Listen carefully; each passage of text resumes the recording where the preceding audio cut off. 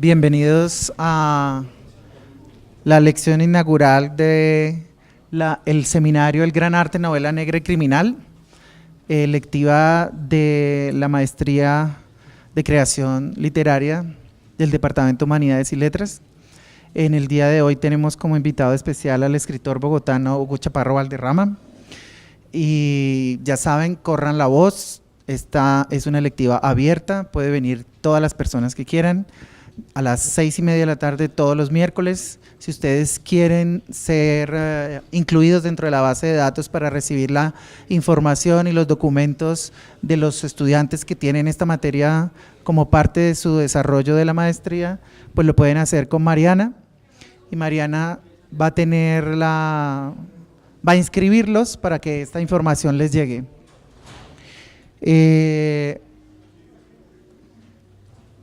Los dejo con una breve presentación del maestro Roberto Burgos, director de posgrados, y luego la conferencia del escritor Hugo Chaparro. Muchas gracias. Querido maestro Isaías, gracias por venir. Enrique Bautista se acaba de fugar. El secretario general de la universidad les dejó un saludo, que le interesa mucho el tema. Y gracias a todos, a los estudiantes que inscribieron la materia y a los que vienen por su propia voluntad literaria. Hemos insistido y vamos a seguir insistiendo porque es la manera de ir desarrollando procesos, encuentros, aventuras estéticas en el espacio de la creación literaria cuando ahondamos en determinados temas.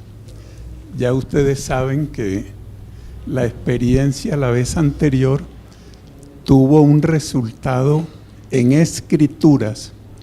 Los estudiantes que vinieron y con las concepciones adquiridas trabajaron cuentos, fragmentos, crónicas. Fue algo muy alentador porque no siempre ocurre que haya un resultado de esas características. ¿Por qué hemos escogido novela negra? La novela negra no es un género del pasado. Lo que más nos interesa a ustedes y a nosotros como personas que queremos escribir es el profundo vínculo literario que tiene esa forma de novelar, de narrar, de escribir cuentos y su relación con la literatura.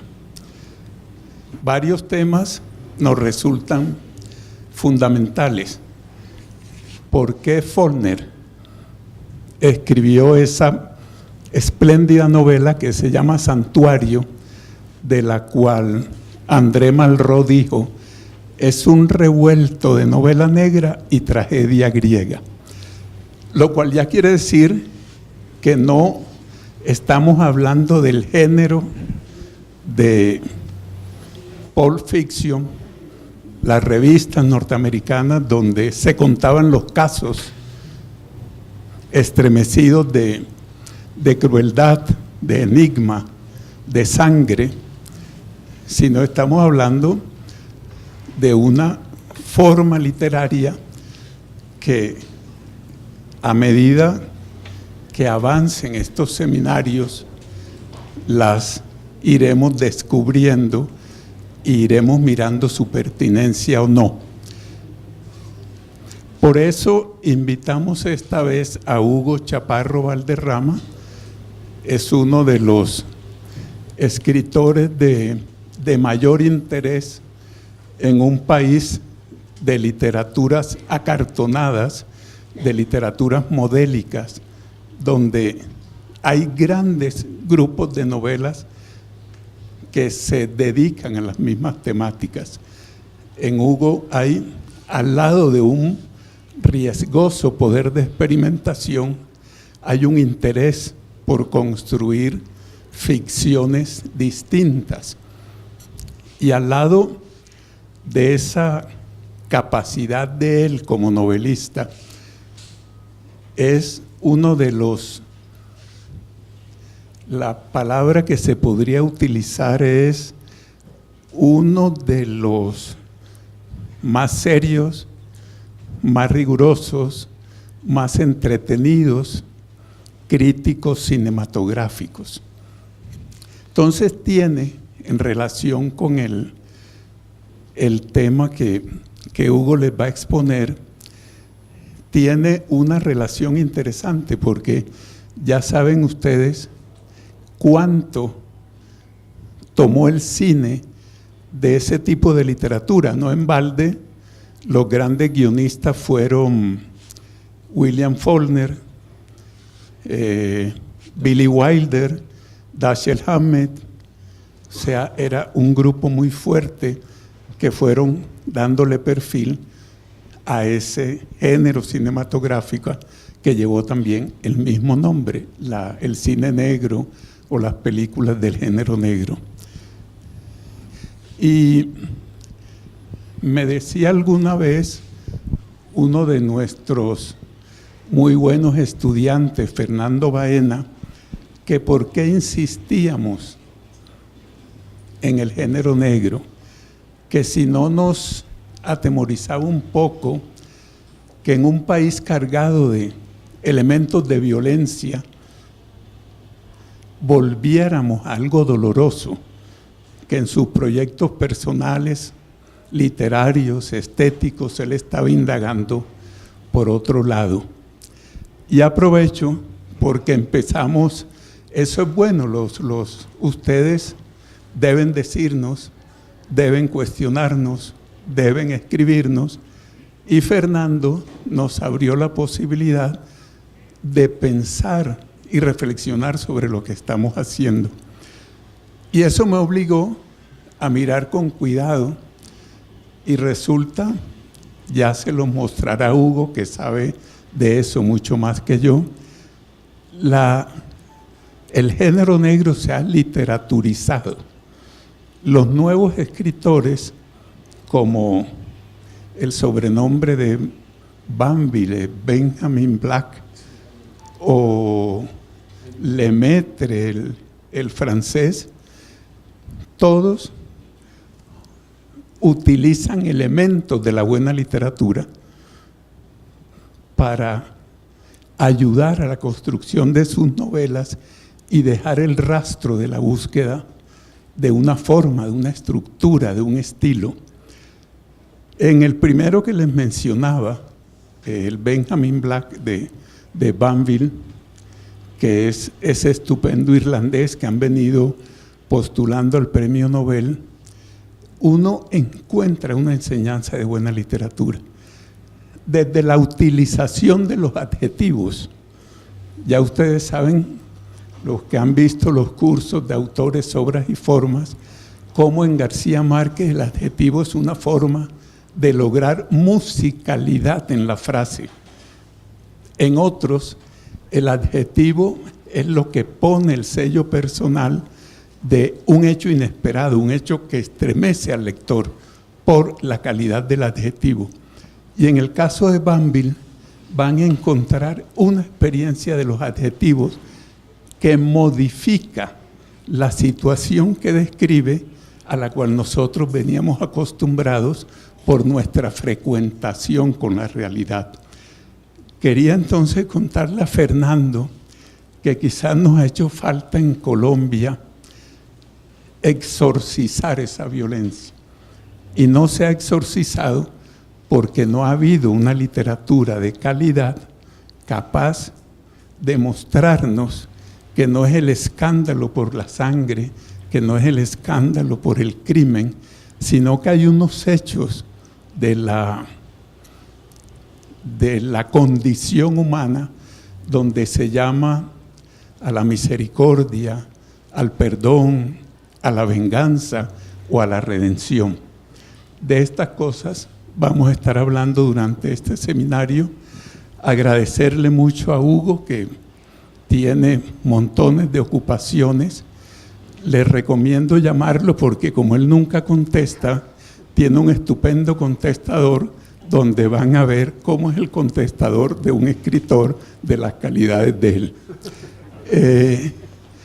Sigue con una constancia admirable, invocando poemas. Combina los géneros con una voluntad tremenda. Espero que lo disfruten tanto como sus lectores lo disfrutamos. Muchas gracias, Hugo. Bueno, buenas noches y muy conmovido con las palabras de Roberto, y como le decía a mi querida amiga Adriana, siempre es bueno regresar a la geografía doméstica, porque en 2 cuadras fue una descarga emocional de encuentros con el pasado, y como la película de zombies, el retorno de los muertos vivientes, pero felizmente no están muertos sino muy vivos en el recuerdo. Me encontré con Filippo Devin también, con el maestro Isaías por supuesto, con Yesid Campos, y no sigo porque parecería ya un directorio de la amistad.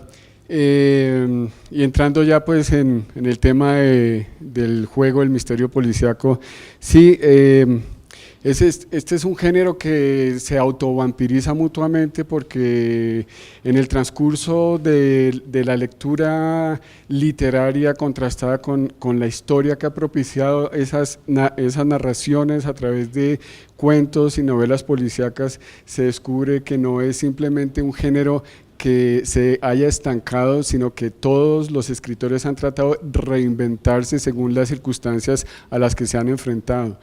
El género policíaco ha tenido matices que, si vamos al ejemplo tópico de principios del siglo XIX con Edgar Allan Poe, empieza con un juego muy intelectual, y no precisamente me refiero a los cuentos clásicos de los crímenes de la calle Morgue y que protagoniza Arsenio Lupin, sino un cuento que es simple matemática intelectual hecha literatura, que es El escarabajo de oro, The Golden Bug. Gracias. El escarabajo de oro pues es un ejercicio matemático hecho ficción, pero un ejercicio matemático que también explica de alguna manera que el terror que estarían, entre comillas, padeciendo los escritores policíacos frente a su realidad, Poe lo tenía dentro de él mismo.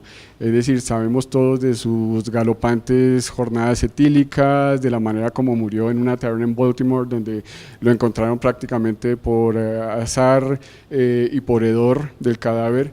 Y esa forma de Poe incitó mucho en el transcurso del siglo a que otro tipo de escritores que estaban relacionados con las maneras del horror, como Baudelaire, ¿no?, como en el poema A la carroña, por ejemplo, se interesaran por el horror según Poe, para explicarse él a través de las traducciones con las que lo presentó al público francés, cuál era el horror que él mismo estaba padeciendo. Obviamente no se trata del horror con la diferenciación que en el siglo XX se estableció a través del cine a partir de los años 20, en el que hay una retórica en la crítica cinematográfica que dice qué es terror, qué es horror, y ya hacia los años 80 qué es el gore y todas las, digamos, versiones y perversiones del género.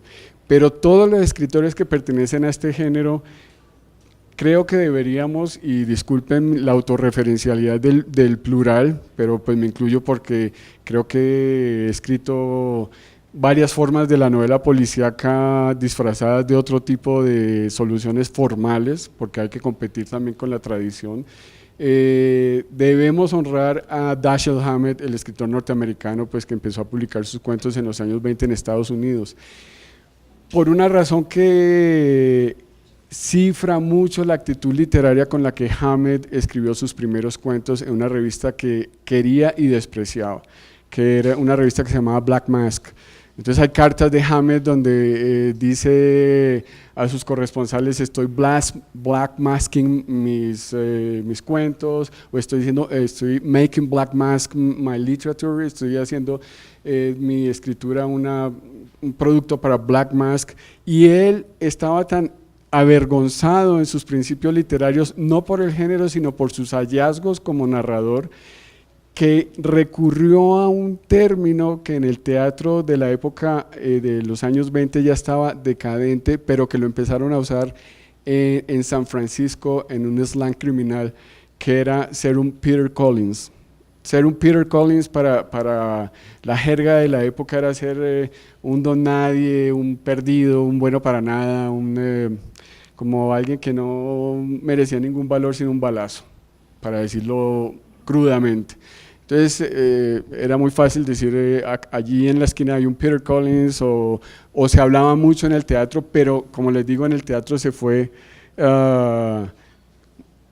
olvidando la palabra, pero como decía un poeta ruso, la poesía no solamente puede tomar el lenguaje de la calle, sino que influye en el lenguaje de la calle. Y yo creo que los escritores de raza que crean una relación con la conciencia de sus lectores inventan una forma de nombrar la realidad a través de ellos, ¿no? Es decir, si hay un caso tópico en Colombia es el realismo mágico, vivimos en Macondo, ese tipo de referencias que son rótulos que no necesitan explicación.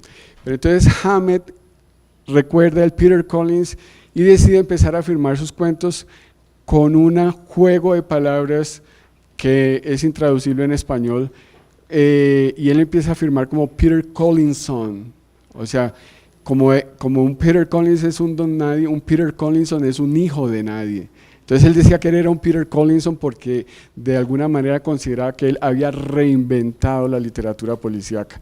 Un gesto de arrogancia, claro, como suele suceder en la literatura, pero donde la autoestima se forjó no solo en una escritura totalmente renovadora, sino en una biografía igualmente renovadora. ¿Por qué filmaba él Peter Collinson sus cuentos? Porque consideraba él que no era hijo precisamente de la tradición británica. Porque, bien lo señalaba Roberto, para los ingleses importaba más el cómo que el qué. Es decir, el cadáver entre gladiolos alrededor del cual se agrupaba la mucama, el mayordomo, el tío codicioso y el heredero zángano que quiere ser el dueño de ese dinero, simplemente hacía un juego intelectual modelo Arthur Conan Doyle, modelo Agatha Christie, modelo Chesterton, y era una forma simplemente de… Bueno, yo cuando empecé a leer esos cuentos en realidad me sentía profundamente humillado en mi inteligencia, porque el detective lo explicaba todo con tanta claridad que decía, ¿cómo no pude detectar algo tan obvio? Y me sucedió con un cuento de Sherlock Holmes, disculpen que no recuerdo ahora el título, donde él sube a un espacio que está vacío, con mucho polvo, y de repente levanta un cabello, además tenía una visión 2020, un cabello, y dice… calza 39, mide 1,78, le gustan los trabajos.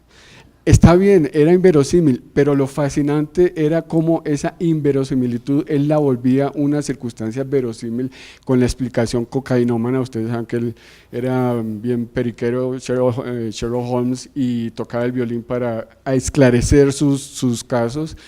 Y lo explicaba con una inteligencia translúcida, y eso fue lo que creó otro tipo de adicción, no la de Sherlock Holmes, sino la de sus lectores, que le exigían cada vez más sus historias. Y es tan hermosa la historia de Sherlock Holmes, recordando cómo un escritor influye en la imaginación de sus lectores, que es muy divertido estar en Londres, en la dirección de Baker Street, donde hay hordas de turistas que van a la casa donde no estaba la casa de Sherlock Holmes, pero no importa el comprobar el hecho, sino el disfrutar de la imaginación que transforma la realidad de una ciudad en una casa específica, donde se supone que él tocaba allí el violín, aspiraba su cocaína, se encontraba con Watson y salían a resolver sus casos. Entonces Hammett, cuando empezó a decir que era un Peter Collinson, tenía toda la razón en este sentido. Sí, se empezaron a publicar en los pulp magazines, que era ese papel de pulpa de lo que quedaba de la madera, del papel para imprimir, el papel más barato, pero Hammett entendió una cosa que no lo relacionaba muy cercanamente con los escritores británicos, porque estos escritores británicos eran escritores de salón, que hacían crímenes de salón. Es decir, Chesterton era un escritor profundamente católico que en realidad lo que hizo fue una gran obra teológica alrededor del crimen y para explicar la maldad alrededor de la experiencia extrema de la muerte. Y como decía el padre Brown, decía, yo siempre trato de entender la maldad de mis personajes y cuando sé por qué están cometiendo el crimen, el caso se esclarece por completo. Es decir, en la experiencia del ejemplo más bondadoso de lo que es un sacerdote como salvador de almas, estoy hablando en un plano ideal por supuesto, esa salvación hace del mundo un confesionario que el padre Brown lo podía atestiguar en una escena de un crimen sin que le estuvieran confesando el criminal porque lo había hecho, sino que él era el que investigaba el caso. Entonces, cuando Hammett empieza a escribir, lo hace por fatiga laboral. Y por fatiga laboral porque él trabajó en una agencia de detectives que se llamaba la Pinkerton Agency en San Francisco, donde él cometió una estupidez bastante desconcertante para alguien que siempre tuvo opiniones bastante certeras y muy agudas. Por ejemplo, cuando él estuvo en la cárcel, cuando lo persiguió el Comité de Actividades Anticomunistas en Estados Unidos, y lo condenaron en la cárcel a lavar los baños de la prisión, dijo, por lo menos he aprendido mucho de detergentes, de escobas y de trapeadores y no tengo que oír las estupideces de los cócteles literarios en Nueva York. Entonces siempre tenía una cuestión muy poco intelectual, pero al mismo tiempo era un escritor que pertenecía a la tradición norteamericana en la que, como Faulkner decía, yo soy un campesino que escribe, había una visceralidad para la escritura. Pero él, cuando trabaja en la Pinkerton, tiene un adiestramiento que yo creo que ni él mismo se lo esperaba para su literatura, y era tener un oído musical acerca del slang, de la jerga criminal, de los casos en los que él trabajó y de los que aprendió de los criminales con los que estuvo en contacto en la agencia.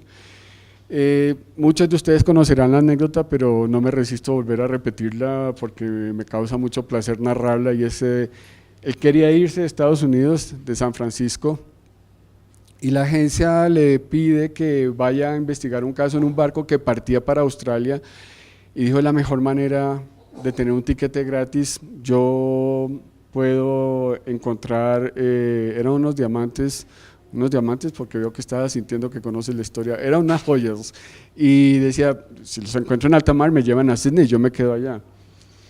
Pero antes de que zarpara el barco, Hammett dio una última vuelta, y él dice que cuando se asomó a la chimenea del barco y vio que ahí estaban escondidas las joyas, él mismo se sintió traicionándose a sí mismo cuando dijo, las encontré, y lo bajaron del barco. El caso estaba cerrado y a él no le quedó otra alternativa que escribir. Y entonces, claro, afortunadamente su frustración fue tan grande que renunció a la Pinkerton y se dedicó a escribir, porque ya decía, soy un detective tan penoso que ni siquiera puedo retardar la solución de los casos, pero al mismo tiempo tan agudo que voy a aprovechar eso para la literatura. Y lo que había sido un largo transcurso de tramas, como decía un crítico de novela policíaca, de crucitramas en la clave británica, es decir, de averiguar quién era el criminal sin importar qué había alrededor más que un salón con armas para la cacería del castillo, o en una cocina, o en un baño. Hammett saca el crimen a la calle y lo saca a través de algo tan efectivo y tan sencillo y tan obvio de decirlo para un escritor, que es el lenguaje, pero el lenguaje que no se había impreso todavía en las revistas literarias de Estados Unidos, o simplemente en las revistas, porque las pulp magazines no eran precisamente muy respetadas en la época, pero eso fue lo que le interesó a Hammett, porque ahí estaban los lectores que a él le interesaba tener. Y Hammett empieza a ser realmente un Peter Collinson cuando descubre una beta que no existía antes de él en la manera de aproximarse a la realidad de su época. Y para entenderlo a su literatura, a sus personajes y a él mismo como escritor, es bueno considerar cuál era la época que estaba viviendo Estados Unidos en ese momento. Y hay un factor que determina claramente el estilo narrativo de Dashiell Hammett, que es la irrupción de la velocidad en la vida contemporánea, porque los años 20 es un momento en el que el ser humano empieza a verse a sí mismo con unos vértigos distintos a los del siglo XIX. Por supuesto estaba el barco de vapor, por supuesto estaba la locomotora, pero cuando Mr. Ford en Estados Unidos hace su primer modelo, el Ford Modelo T en 1914, que está precisamente en una novela Faulkner de una manera muy divertida, The Ravers, donde es un pueblo y pasa un Ford con un ritmo que para nosotros es un ritmo constipado, ¿no? Pero todos los parroquianos dicen está amenazando a nuestras gallinas, nos está amenazando a nosotros mismos, pero era el sentido de la velocidad, y la muerte también tenía un sentido muy distinto, porque el cine empieza a ser una forma de vencer a la muerte cuando los espectadores de la bisagra entre el siglo XIX y el siglo XX empiezan a verse en movimiento en una pantalla. Antes el patrimonio para vencer a la muerte era para los aristócratas, porque podían contratar un pintor y podían disfrutar de unas atmósferas de pereza estética posando frente al pintor durante meses, o sea que no era nada popular. Ya después en los 50, cuando empieza la fotografía, se tiene en una superficie un instante irrepetible, y es tan increíble, perdón que me desvío un poco del tema, pero es tan irrepetible el momento que aún hoy uno puede estar en un viaje y la palabra típica de la foto tópica es sonría. Pero ¿por qué estamos diciendo que sonría? Porque en ese momento la felicidad es posible, la enfermedad, la precariedad, la muerte no existen, y estamos atestiguando el momento de felicidad de la playa, el monumento, el museo, el restaurante, etcétera, etcétera. Entonces la muerte en esa época, sumada al vértigo, empieza a tener una noción muy diferente a la que tuvieron los británicos que he mencionado. Bueno, Chesterton está entre la bisagra también del 19 y el 20, pero hay unas formas de la vida contemporánea que empiezan a transformar la relación de ese ser humano consigo mismo. Por ejemplo, en los años 20 se crea uno de los vehículos más propicios para el pecado sobre ruedas, que es el vehículo cubierto, ¿no? Es decir, porque el modelo de Ford era abierto, ¿sí? Se veía quién estaba conduciendo, pero en el momento en que está cubierto, el pecado ya es más discreto, pero el misterio también es más insinuante. Recuerden ustedes a Madame Bovary dando vueltas en la plaza, esa es una forma de la sexualidad sobre ruedas. Entonces, ese objeto crea también una relación distinta con las ciudades y crea una relación muy distinta con el campo, porque el crimen se vuelve netamente urbano, al menos en ese momento. Después vuelve otra vez, porque bueno, la violencia y la muerte no tienen exclusividad geográfica, es decir, ni el terrorismo, bueno, para qué citar los casos recientes de Bruselas, etcétera, etcétera, ya la muerte está exponencialmente amenazando en cualquier rincón del mundo, pero en ese momento había una relación que también contribuyó a que los gángsters en los vehículos cubiertos, pues simplemente se viera el cañón de la ametralladora y se guardaba y efectuaban las masacres. Hay un término también que es, para que ustedes lo tengan como exponencialmente con lo que era la escritura de Hammett, que era las chicas flapper.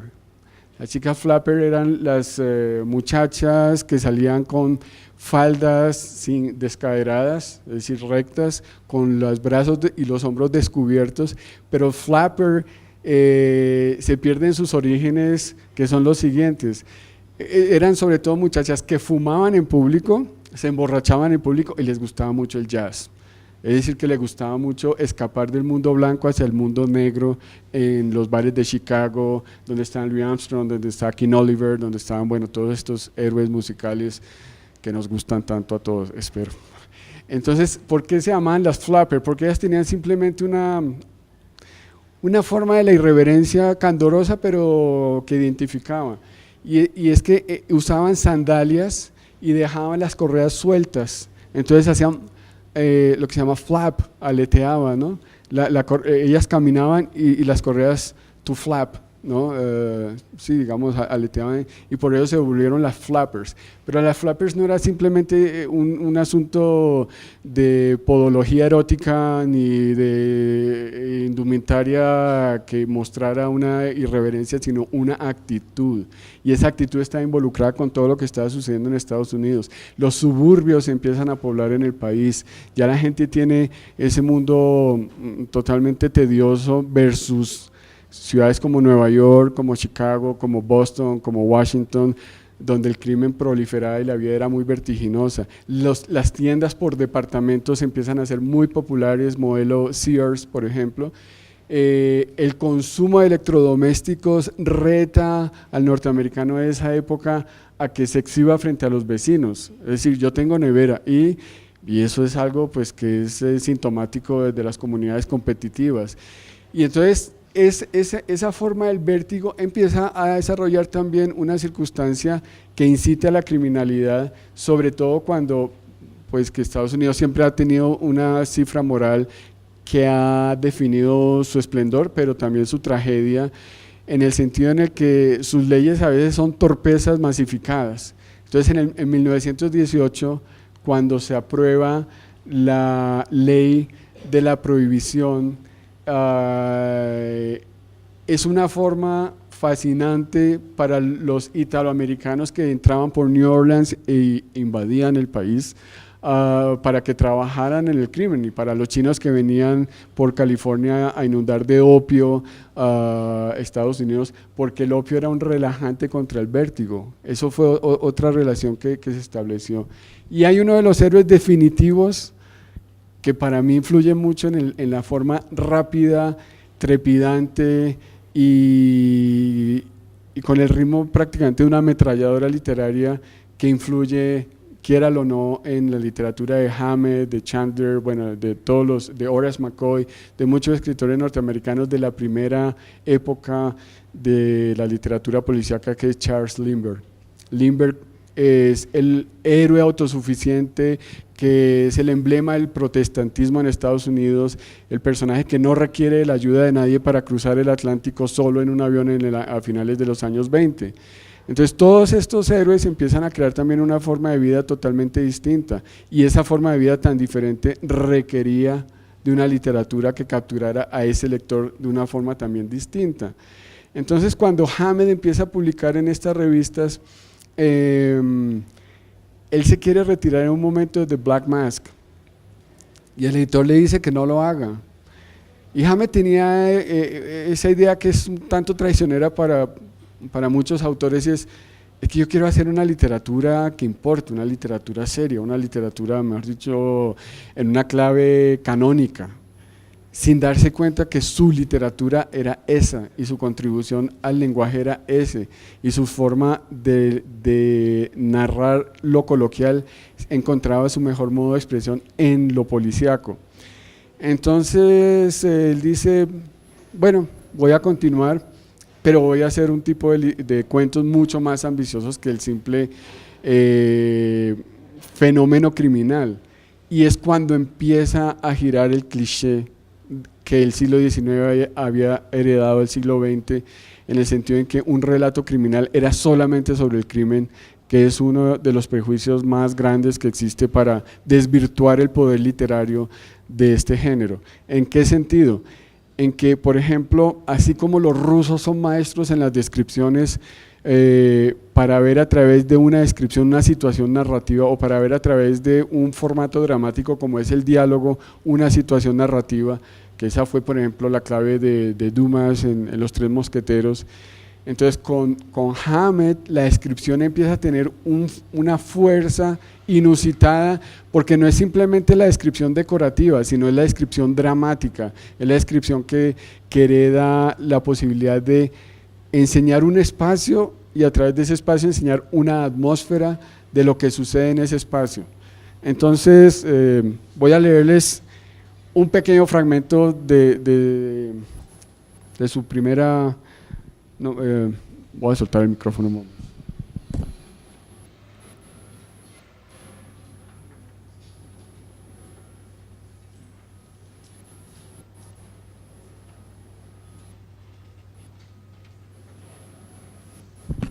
de su primera novela que se llama Red Harvest, que es La cosecha roja.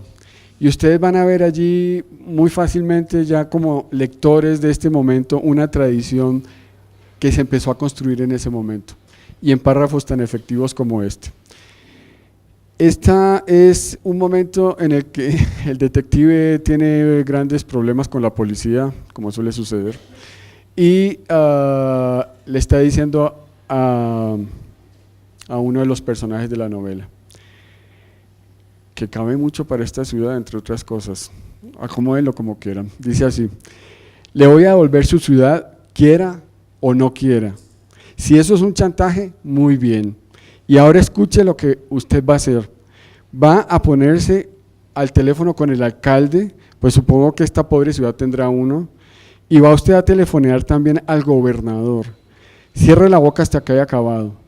Le va usted a decir al gobernador que la policía municipal se ha desordenado, que han entrado en ella como agentes los contrabandistas de bebidas y todo lo demás. Le va usted a pedir ayuda y la Guardia Nacional, es decir, el ejército, y la Guardia Nacional será lo mejor. No sé cómo van los negocios sucios en esta ciudad, pero sí sé que los mandamases, los que lo tenían acobardado, ya están muertos. Han muerto los que sabían demasiadas cosas de usted como para que se atreviera a enfrentarse con ellos. En estos momentos hay muchos muchachos ambiciosos intrigando para heredar esos puestos vacantes. Cuantos más sean, mucho mejor, pues así les resultará a los soldados de guante blanco más sencillo hacerse con todo mientras dura toda esta desorganización. Y no es probable que ninguno de esos muchachos sepan de usted lo bastante como para hacerle daño. Va usted a hacer que el alcalde o el gobernador, según la cosa dependa del uno o del otro, suspenda a todo el personal de la policía de Personville, que Personville es la ciudad y Hammett la llama Poisonville, es decir, la ciudad envenenada, Personville, y que las tropas solicitadas se encarguen de todo hasta que se pueda organizar de nuevo a la policía. Sé que tiene usted en el bolsillo al alcalde y al gobernador y ellos van a hacer lo que usted les diga, y eso es lo que van a hacer usted. Se puede hacer y se debe hacer. Entonces se encontrará usted dueño de la ciudad otra vez, toda ella limpia y bonita y lista para irse al carajo otra vez. Si no hace usted lo que le digo, voy a entregar estas cartas a los chacales de la prensa, y no me refiero a los que usted tiene domesticados en el Herald, sino a los de las asociaciones de prensa, y las cartas se las quité a Don, otro de los personajes. Va a pasarle usted de maravilla tratando de demostrar que no le contrató para recuperarlas y que él no tuvo que matar a la chica para hacerse con esas cartas. Estas cartas echan fuego. Le aseguro que no recuerdo haberme reído tanto desde que los cerdos se comieron a mi hermano menor. Ese cinismo que tiene Hammett no es el cinismo precisamente de alguien que ha visto el mundo desde el escritorio, sino que, como les decía, tuvo una relación como quería sola con la literatura, ¿no? Naturalismo, pero en clave totalmente criminal. Y ese cinismo también le permitía a Hammett hacer unas formas del humor bastante amargas, pero creo que es de agradecer que el género policíaco hasta hoy en día sea una de las formas de alertarnos ante la propia decadencia a la que estamos sometidos. Es decir, siempre he creído, por ejemplo, que en Colombia el género policíaco y el género de terror son netamente costumbristas, es decir, no hay que inventar mayor cosa para encontrar en estos dos géneros las herramientas que nos pueden explicar, pero también, como señalaba Roberto, una cosa es el género, otra es quien cultiva el género con la efectividad literaria que merece, para llevarlo más allá y que los lectores no simplemente estén consumiendo novelas policíacas, sino simplemente literatura. Entonces, cuando Hammett empieza a describir la ciudad y el país que le tocó en suerte, y empieza a mostrar que los gángsters han deteriorado las bases cívicas de la armonía del país, necesitaban a alguien que de alguna manera, por decirlo así, hiciera el trabajo sucio, mientras que otros escritores estaban rodeando otras atmósferas igualmente válidas, porque la literatura es generosa y cabe todo tipo de expresiones, pero aquí había una voz que literariamente estaba causando una fascinación tan insólita que obviamente después el cine también quiso vampirizarlo, adaptando sus novelas de una forma un tanto disparatada, pero bueno, eso es un tema para otra conferencia. El hecho es que Hammett tiene una vida literaria relativamente corta, no alcanza a publicar más de 7 novelas, si recuerdo bien, y cuando él termina esas novelas, decide no continuar escribiendo. Y su amante, Lillian Hellman, la dramaturga norteamericana, digámoslo así, que toma el relevo literario en otra clave totalmente distinta, desde el teatro, desde los guiones de cine, pero aprende de Hammett algo que lo conoce testimonialmente, cuando se suele pensar que los escritores de novela policíaca son escritores folletinescos, lo digo en el peor de los sentidos de la palabra, porque el folletín es algo también memorable. Vuelvo a Dumas, a Dickens, que hicieron del folletín un arte, y una manera también de descubrir que el entorno imaginario del lector estaba encontrando un guante que le casaba exactamente con esa mano fantástica que él estaba esperando para explicarse el caos. ¿Y el caos de qué manera? Por ejemplo, el congresista de Texas que firmó la 18ª enmienda de la Constitución de Estados Unidos, por la que se prohibía ingerir bebidas durante la época de la prohibición que tuviera más del 0.5% de alcohol, fue detenido un mes o 2 meses después en su granja, en su hacienda en Texas, porque tenía una destilería clandestina. Entonces se vivía en una ironía, bueno, ¿en qué país lo estoy diciendo? Que era cotidiana y que esos representantes hablaban por toda una comunidad de una forma certera, humorística, descarnada, mordaz y directa. Por eso pienso yo que el tema de la velocidad cambió la forma de narrar, al menos para estos escritores, porque empezaron a descubrir que el crimen no se cometía de una forma precisamente lenta ni calculada, sino era el ritmo de Al Capone, de Dillinger, de Scarface, de todos estos gángsters que reinventaron las ciudades en clave criminal, por supuesto, y empiezan a ser leídos con la popularidad de la gran literatura. Así como se leyó a Dickens con esa misma popularidad, a Mark Twain, a Stevenson, Hammett y otro escritor ya lo dijiste, ¿no? Claro, es inevitable, es como el gordo y el flaco de la literatura, o el Sancho Panza y Don Quijote de la literatura policíaca de los 20 y 30. Ellos, Chandler también obedece a esa tradición de otra forma muy distinta, porque Chandler era británico, entonces es como una forma de escapatoria de su tradición en el formato norteamericano, con un alcoholismo galopante, también una vida laboral desastrosa. Él trabajaba en una compañía de la que precisamente lo despidieron por alcohólico, y también trabajó ocasionalmente en el cine y tenía unas relaciones pésimas con el cine. Decía, Hollywood es un mundo con la personalidad de un vaso de papel. Hay una anécdota que él escribió un guión para Hitchcock, y Hitchcock ya estaba más obeso que nunca. Entonces hay un testimonio de su secretaria que le dice: Mr. Chandler, Hitchcock está en la puerta, acaba de llegar en su automóvil. Entonces dice: esperémoslo acá mirando a la calle. Entonces Hitchcock, pues para moverse masivamente era muy tortuoso, y Chandler le dice a la secretaria: me encanta ver cómo se mueve con dificultad ese hijo de perra de la industria cinematográfica. Pero entonces trabajaba con esa actitud vengativa también, ¿no? Es decir, The Big Sleep, que es una novela que se adaptó de Chandler con Faulkner, hay un juego entre los críticos de cine que es muy divertido, se lo recomiendo, que es ver The Big Sleep. Nadie entiende nada. De hecho, entrevistaron a Howard Hawks y le dijeron: ¿de qué se trata esta película?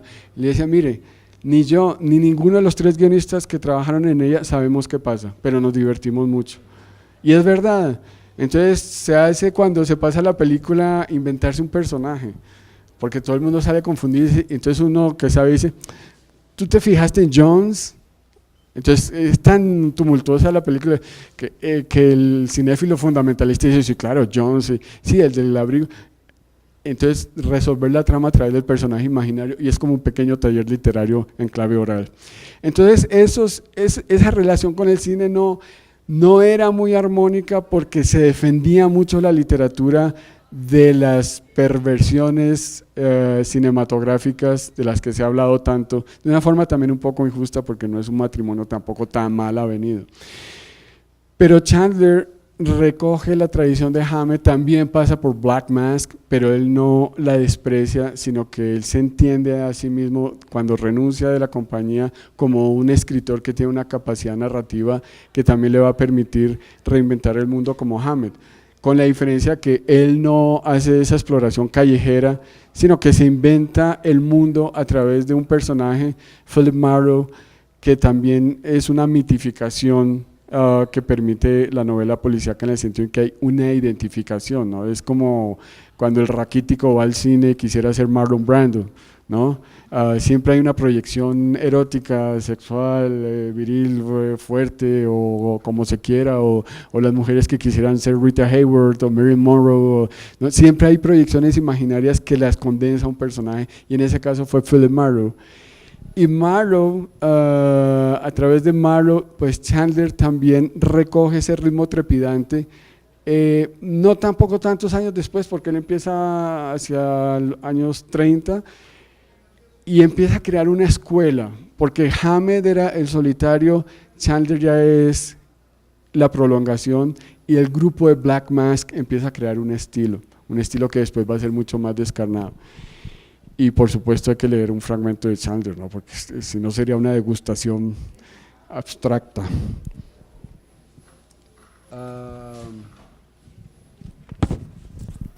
De una novela que se llama High Window, que la tradujeron La Ventana Siniestra. Y es también la descripción de otra ciudad que se llama Bunker Hill, donde también el personaje lo ve de una forma bastante ácida, porque creo que lo saludable también de la novela policíaca es que no da nada por sentado, siempre está desestabilizando las confianzas morales del ciudadano promedio, que confía en las instituciones que son muy poco confiables, como lo ha demostrado la historia. Entonces él habla así de Bunker Hill. Bunker Hill es la ciudad vieja, la ciudad perdida, la ciudad miserable, la ciudad del delito.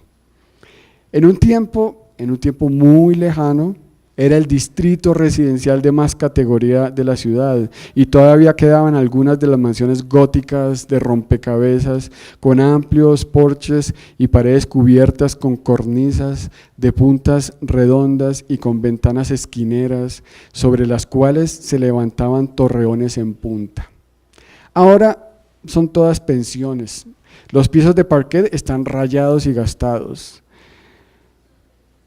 a través del en otros tiempos brillante pulido, y las anchas escaleras están oscurecidas por los años y por el barniz barato depositado sobre generaciones de polvo.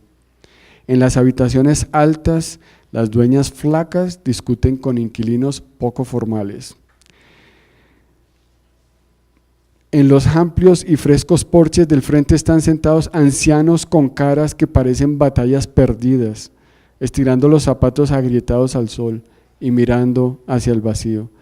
Dentro y alrededor de las viejas casonas hay restaurantes poblados de moscas y fruterías italianas y casas de departamentos baratos y pequeñas dulcerías donde se pueden comprar cosas aún peores que los caramelos. Y hay hoteles de ínfima categoría donde solo firman los registros personas llamadas Smith y Jones, porque son palabras para no revelar la identidad, y donde el sereno nocturno es mitad perro guardián y mitad alcahuete. De las casas de departamentos salen mujeres que deberían ser jóvenes, pero que tienen caras que parecen cerveza rancia. Hombres con sombreros echados sobre los ojos y miradas rápidas que estudian la calle por encima de la mano cerrada que protege la llama de la cerilla. Intelectuales vencidos con toses de cigarrillo y sin dinero en el banco. Polizontes con rostros de granito y ojos que no parpadean, adictos y vendedores de drogas, gente que no se parece a nada en particular y lo sabe, y de vez en cuando incluso hombres que van a trabajar. Pero estos salen temprano, cuando las anchas aceras agrietadas están desiertas y cubiertas todavía por el rocío. Los madrugadores. Esa forma de la descripción no habría sido posible, obviamente, en una época rural, pero tampoco habría sido posible en una época emocionalmente distinta al mundo industrial que estaban haciendo en el siglo XIX en Estados Unidos, por una razón también de inmigración. Es decir, los famosos padrini eran, digamos así, usureros de carne humana, porque así se lo planteaban simplemente. En la miseria italiana, sobre todo Abruzzo, bueno, las regiones campesinas más pobres, viajaban los campesinos, los recibía un padrino y les prestaba el dinero y los reclutaba para sus ejércitos de la mafia. Entonces también se empiezan a crear los prejuicios del racismo en clave criminal, ¿sí? Es decir, el italiano, droga, el chino opio, y así sucesivamente se iban repartiendo las cargas, ¿no? Las cargas criminales.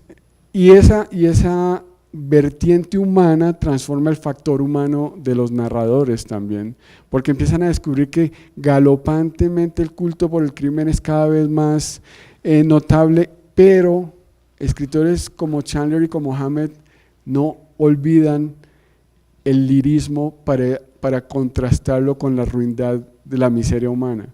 Por ejemplo, hay una escena totalmente aparte en el Halcón Maltés de descubrir y resolver el misterio, que es la historia de un personaje que sale un día de su casa, da 2 pasos debajo de un balcón de piedra, y cuando pasa cae algo que lo pudo haber asesinado. Y entonces Hammett hace una explicación sobre el azar para explicar el azar al que está sometido el detective. Y ese es otro de los hallazgos del género, que hay posibilidad de rescate en las miserias humanas más profundas de un factor que le da bondad incluso a las peores miserias humanas. Siempre hay algo que rescate. Como decía Joseph von Sternberg, un director de cine, decía: me encanta filmar al gángster porque su maldad se descubre cuando le da un tazón de leche a un gatico y se vuelve todavía peor. Es como imaginar a Hitler acariciando la cabeza de un niño en su entorno familiar. No hay nada más siniestro que un asesino contaminando la inocencia, por decirlo así, aunque la infancia es lo menos inocente del mundo, pero en plano también ideal, ¿no? Y eso creo que es un factor que se suele olvidar de la novela y del cine policíacos, en el sentido en el que siempre hay un aura de nostalgia y de pérdida alrededor de la muerte, alrededor de las ausencias, alrededor de los romances cercados por la criminalidad, de la condena carcelaria, y siempre hay una ansiedad de los personajes por redimirse a sí mismos a pesar de alguna torpeza de su pasado, que los explica pero los condena al mismo tiempo.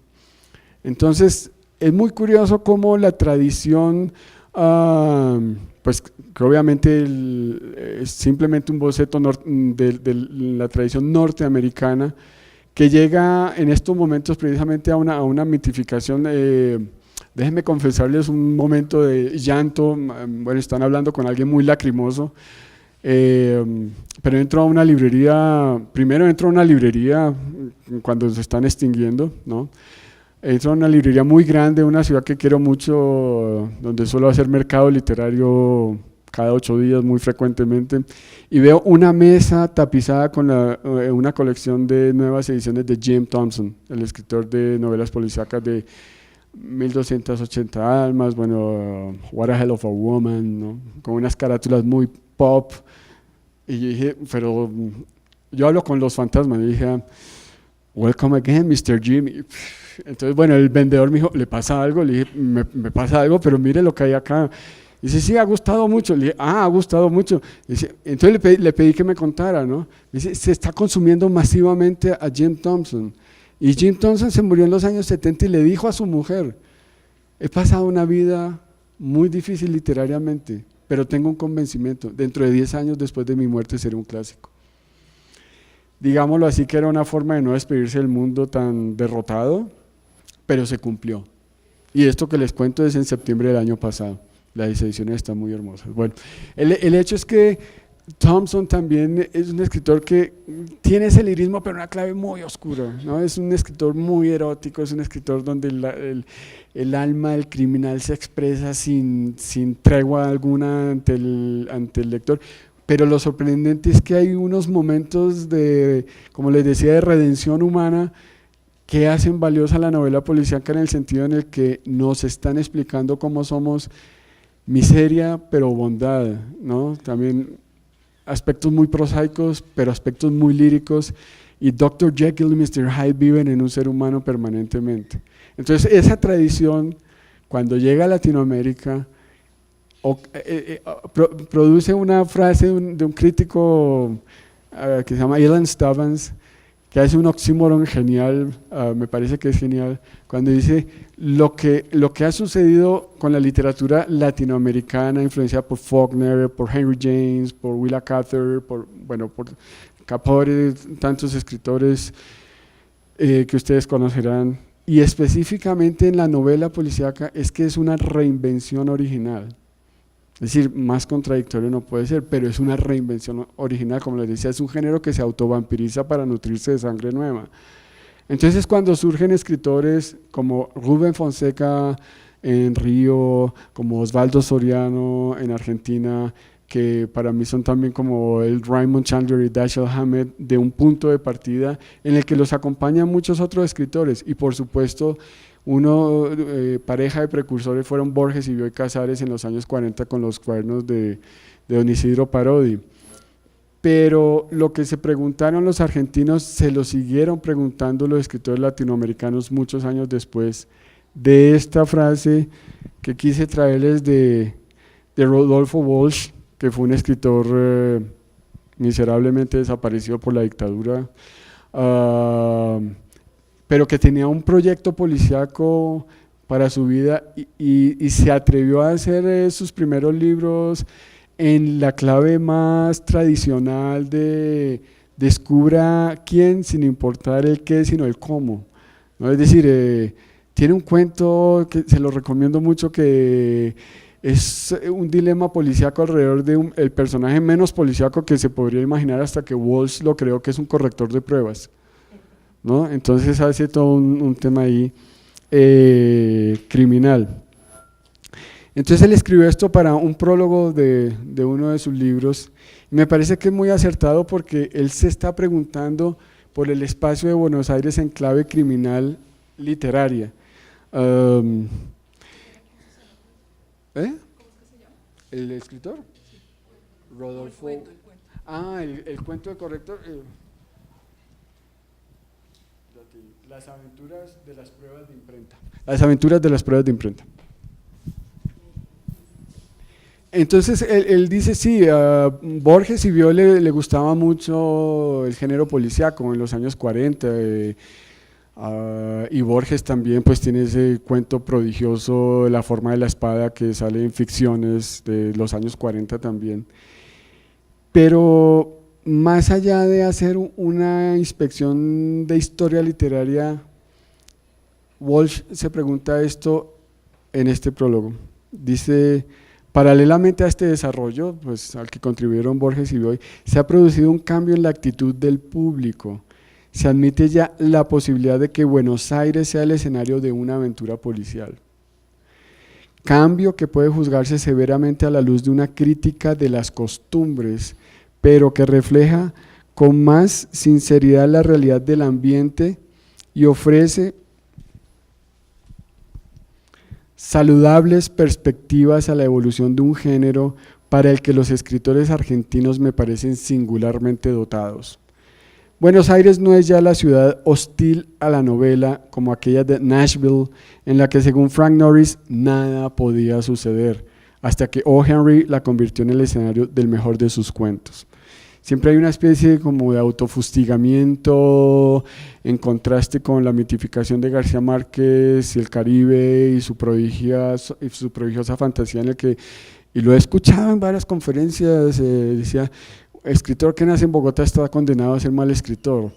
Es como, bueno, se dice desde el prejuicio, por supuesto. pero es que no es la geografía la que condena a un escritor, es el escritor el que reinventa una geografía. Dublín no sería lo mismo sin Joyce, París sin Baudelaire, el DF sin Carlos Fuentes, y sigue la lista. Son los escritores los que reinventan, pero me interesa este fragmento de Walsh, lo que dice, que también es una crítica a las costumbres, pero hay un lector nuevo que está interesado no en los rótulos, sino en la literatura, más allá del objeto identificable comercialmente, ¿no? Unas novelas de guerra, novelas policíacas, novelas históricas, novelas, etcétera.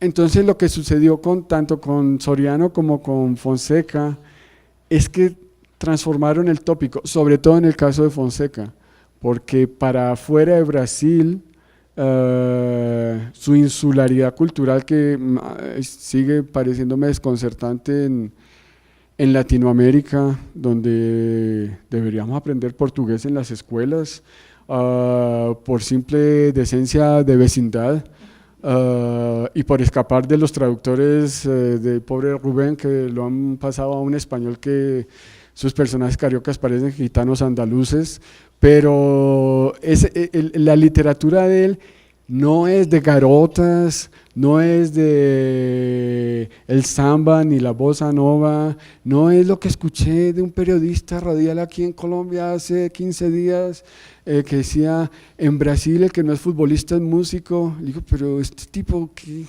no sabe la miseria que se vive, etc. No es el lugar común. Por eso digo que el trabajo entre comillas sucio es muy alentador, porque derrumba el prejuicio y lo convierte en un juicio. Claro, así como Hammett trabajó en la Pinkerton, Rubén Fonseca trabajó en una comisaría de policía. Y era muy famoso porque le terminaba ayudando a los criminales. Bueno, él vendió corbatas, tiene toda esta vida de leyenda urbana para construirse como es abogado, pero trabajó en la comisaría y ahí afinó el oído en muchas de las palabras también de jerga que hay en sus novelas. Entonces es emocionante descubrir cómo la serpiente se muerde la cola. Así como Hammett conoció el lenguaje de la calle, Fonseca lo conoció y por decirlo así, lo tradujo literariamente y sin ninguna compasión. Con toda seguridad acá habrá lectores de un cuento terriblemente bueno y terriblemente humano que se llama Feliz Ano Novo, que es una escena de una violación en una fiesta, que no quiero recalcar en ella porque estamos en una atmósfera amable, pero está en el cuento. Pero esa es la literatura de él, ¿no? Desde sus primeros libros de cuentos, El collar del perro, Lucia McCartney, siempre él estuvo preguntándose sobre qué, no solamente sobre el ser brasilero, sino sobre el ser humano en sus aspectos más terribles y tétricos, donde los lectores empezaron a agradecerlo, porque no era, como les decía, la tradición de embellecimiento de Dorival Caymmi, de Vinicius, de la Tropicalia, de todo el movimiento que renovó la música paralelamente a los 60 que empezó a vivir Fonseca, sino que era un Brasil que es el que sale en las noticias, cuando hay asesinatos en las favelas, cuando hay persecuciones policiales de la mafia de la droga y cuando alguien se interesa por hacerlo de una forma tan profesional como lo ha escrito Fonseca, y de nuevo haciendo un personaje tan mítico para la literatura policial latinoamericana como el detective Mandrake. Entonces esas relaciones, cuando se llega al caso Soriano, de nuevo es una literatura de espejos, una reinvención original, porque la primera novela de Soriano es un homenaje a Chandler, donde Philip Marlowe está ahí presente, y bueno, es una venganza que hace también Soriano con un personaje tan extremadamente dudoso políticamente como John Wayne. Pero déjenme contarles cuál fue el origen de la novela, que es muy divertida como todo lo de Soriano. Él va una noche por la calle Corrientes. Era periodista, pero no era, digamos, un lector de literatura intensivo, ni un escritor así, o alguien que se pensara como un escritor todavía. Y un personaje le declama del largo adiós de Chandler una descripción de unas rubias, y Soriano queda totalmente maravillado con esa descripción y pregunta de quién es el autor, y el amigo le dice que es Chandler, y empieza la adicción inevitable. Y le pregunta, él empieza con la idea, quiero hacer una novela en homenaje a Philip Marlowe. Y todo el mundo le dice en Buenos Aires, pero estás equivocado, estás lejos de las fuentes, no estás en California, que ese es otro prejuicio que hay que vencer, ¿no? Es decir, la geografía como camisa de fuerza testimonial para los autores, ¿no? Es decir, el himno, el lenguaje y la geografía son un accidente. Pero él insiste con la idea, entonces dice, voy a hacer una obra teatral sobre Raymond Chandler. Y la idea que yo tengo, la cita de Soriano es bien porteña, ¿no? Decía, mi idea es que al final de la obra el público y los actores se caguen a tortazos, porque era un homenaje también a Stan Laurel y Oliver Hardy. Entonces todo eso le empieza a hacer un cóctel de preguntas, no solo literarias, sino también de resoluciones temáticas, de por qué no puedo tener el derecho legítimo de invocar a mis héroes, aunque sea en el Río de la Plata. Es decir, porque estamos condenados a hacer, como hablábamos antes de venir a la charla, de hacerles únicamente reporterías a la realidad inmediata, cuando la literatura se ha caracterizado también por su autonomía temática y crear mundos paralelos a la realidad. Entonces, bueno, Soriano se marcha a Argentina y publica la novela en el 73. Que curiosamente primero es traducido al italiano y tiene mucha fama en las traducciones, y luego en el español, aunque él la publica primero en editorial MC, en MC creo. Y empieza una forma de la novela policíaca que sí es netamente lírica. Es decir, leer a Soriano es leer la construcción de la memoria, de lo desaparecido, de eso tan porteño y tan argentino que es el culto por la amistad, el culto porque la amistad sobrevive a la ruindad humana que amenaza a través de personajes emblemáticos como los militares o los dueños del poder en clave política, y empieza a escribir novelas que sorprenden a este lector. No voy a decir que no quiero generalizar, pero mi perspectiva es que con cada nueva novela que publicaba Soriano se descubría otro matiz, tanto que en la última es una novela sobre el padre, sobre la figura del padre y la relación difícil con el padre, pero me sorprende es cómo tiene el tono policíaco de los diálogos y las réplicas rápidas, de las descripciones efectivas y de un enaltecimiento a través de la memoria familiar que al mismo tiempo construye a los personajes y está dialogando en el espejo con el lector que está siguiendo sus tramas. Y un caso todavía más peculiar, local, muy poco conocido, pero felizmente la búsqueda de archivo funcionó. Este es un ejemplar del Diario del Caribe del año 84 dedicado a la novela policíaca, y este autor está esperando ser reeditado. De hecho, ahora en la Feria del Libro quiero proponer a unos editores que se han interesado por curiosidades como La Mesa de los 12 Sabios de José Félix Fuenmayor, de estas novelas rescatadas, donde hablan de un señor que se llama Manuel Marté Zapata, que es un escritor barranquillero. Y hay dos casos muy curiosos. Este es un artículo que escribió el hijo de Álvaro Cepeda Zamudio, y hace una relación que solo la he visto en este artículo, nunca he visto mencionado a Marté Zapata, así que esto es para investigadores como Isaías, una golosina por descubrir y probar, si es que ya no la conoce, que es posible porque lo sabe todo. Y dice así el artículo, lo va a leer muy despacio para que anoten. El artículo se llama La filosofía costeña en la novela policíaca. Antes de Manuel Marté Zapata, Marté TH, existió un solo escritor que dedicara su talento a la novela policial, Arcadio Dulcey. es el sonoro seudónimo de Adolfo Gil Hernández, tunjano, abogado y poeta festivo, que nos dio varias novelas policíacas: La mujer perdida y ¿Quién mató al carabinero? Dulcey intercalaba el humor con la seriedad del crimen, combinación que resulta en una versión bizarra y satírica de los acontecimientos de sus novelas. Marté Zapata, el barranquillero, por su parte, combina varios elementos en su novela El caso del rentista, pero nunca se aleja del crimen y la persecución del asesino. Lo que me interesa es un párrafo donde él reflexiona sobre la novela policíaca como Gaboriau pudo reflexionar también en la bisagra que les he dicho entre el siglo XIX y el XX, y es como si empezara de nuevo la historia, pero en clave caribe. Que le pregunta a Álvaro Pablo Cepeda sobre su método de trabajo y sobre su idea como escritor y del género, ¿no? Y de sus inicios. Y dice Marté Zapata, dice: empecé a escribir porque critico demasiado. Mis hermanos y yo siempre nos hemos sentado a charlar sobre todo lo que leemos.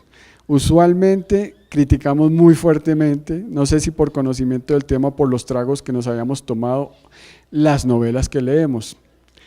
En una de esas noches de tertulia literaria, mi esposa Olga me sugirió que escribiera una novela. A mí la idea me pareció muy buena. Le di muchas vueltas en la cabeza y finalmente me decidí por escribir una novela policial. A mí no me gusta ese rótulo para la novela que escribí, preferiría algo así como novela de investigación o de detectives.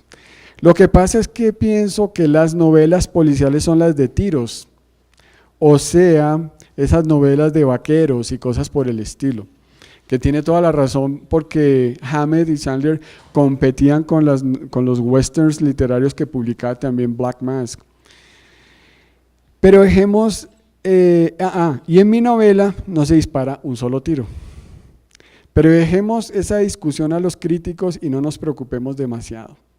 Como te iba diciendo, decidí escribir una novela, bueno, digámosle policial para no confundir mucho las cosas, porque desde pequeño me gustaba mucho el género. Leí mucho a Nick Carter, detective. También he leído, creo que todas las novelas de Agatha Christie, también a Larry Quinn, a Sherlock Holmes y muchos otros que se me olvidan. Es que ya no tengo la memoria que tenía cuando tenía tu edad. Pero andando ya me acordaré de otros títulos y escritores.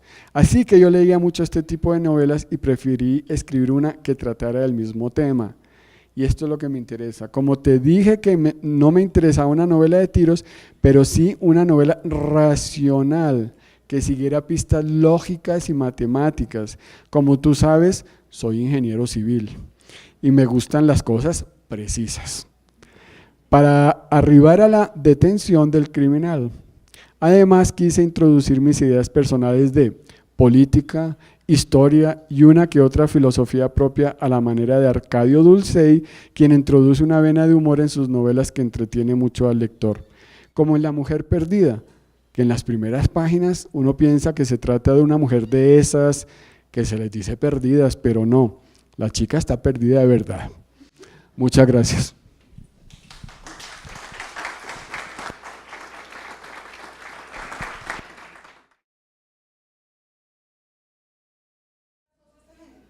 Cuarteles de invierno de Osvaldo Soriano, pues para seguir en la… Porque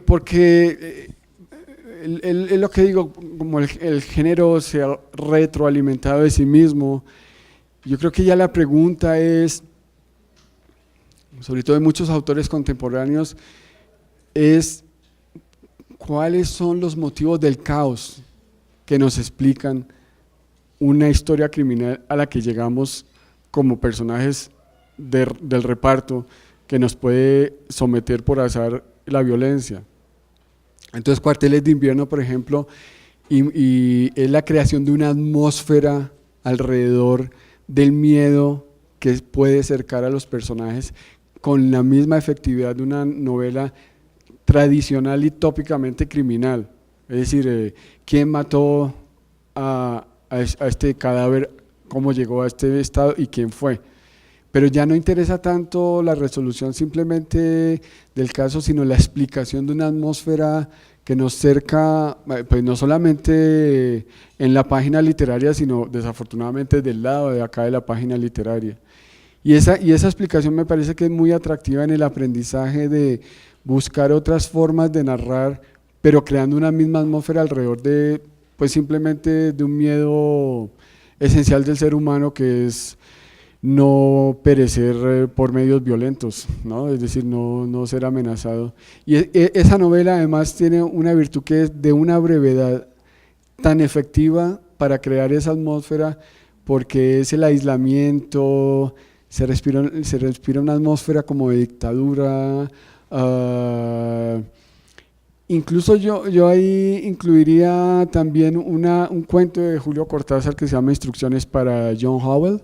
Me recuerdan, si no me acuerdo bien, creo que sí, Instrucciones para John Howell, que es de este personaje que llega a un teatro y termina actuando en la obra y no se puede escapar, y una de las actrices le dice que la salve, que la van a matar. Es esa atmósfera de miedo lo que hay allí. Claro, no es, como te digo, la novela tradicionalmente policíaca, pero creo que es un tema que cada vez se vuelve más explícito, en el sentido en el que la inmediatez del miedo ya llega a la sala de tu casa. Es decir, era muy distinto cuando se trabajaba con el telex, ¿no?, con la diferencia de horario, a cuando ahora prendes un televisor o accidentalmente estás en un aeropuerto o en algún lado donde esté prendida el aparato, y alguien en tiempo real está filmando con su celular una golpiza de un policía, como fue las protestas en Estambul, en Egipto, lo de Bruselas, vimos lo de París, casi en tiempo real. Entonces es esa creación más que todo lo que ahora me interesa. Adriana, me acordé de algo, hablábamos de un texto precisamente sobre novela policíaca que sería, si es posible, que se repartiera, donde empiezo hablando desde del terrorismo contemporáneo para llegar a la novela policíaca y la manera como canibaliza esa novela un momento, pues, de zozobra generalizado. Bueno, Cuarteles de invierno, yo me voy a hablar mucho. Philip, y después tú. Hugo, dos preguntas. En tu opinión, ¿cuál es el estado de la novela policial en Colombia? Y dos, de las novelas policiales colombianas, ¿cuáles son las que más te gustan, incluyendo las tuyas? No, pues no, las mías no las menciono.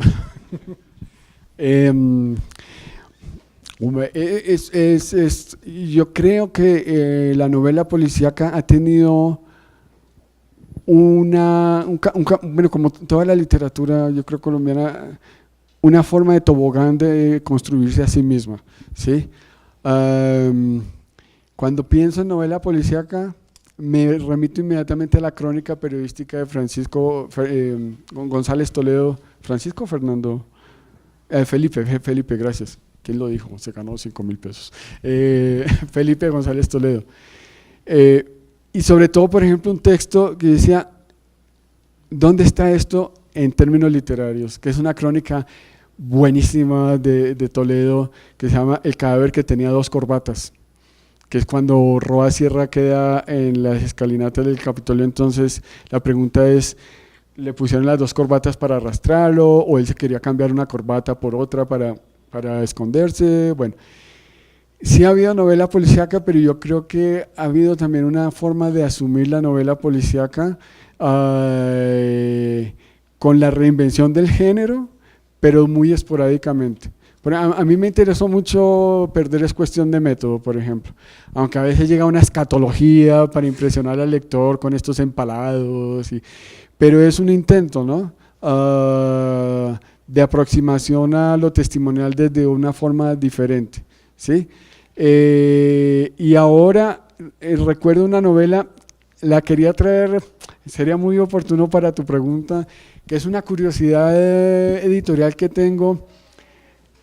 Hace muchos años no la releo, creo que es bastante mala, pero es bastante conmovedora, que se llama El vampiro. Se editó en Bucaramanga en los años 40 y de hecho me la vendieron y dice, mira, a usted que le gustan los vampiros, bueno, y es una novela policíaca, pero es una novela policíaca paródica. Y yo creo que cuando un género empieza a tener autonomía y alejarse de la parodia, se empieza a construir, porque es construyendo también la autonomía imaginativa del lector. Entonces, por ejemplo, esa novela me interesa bastante porque es sincera con el género, no recae en el afán de explicación sociológica a través del formato narrativo, sino simplemente cuenta una historia. Esa es la novela de lo nuevo que me atrae. De las mías no hay. ¿Ya respondí las dos? ¿O cuál era las que más? Y el estado de la novela. Y el estado actual de la novela, mira, si me permites te lo respondo desde el ámbito cinematográfico y llegamos al literario. Yo creo que todavía la inmediatez y la falta de adiestramiento narrativo anuncia un mejor futuro en este sentido. ¿Por qué el documental aventaja la ficción en el cine colombiano?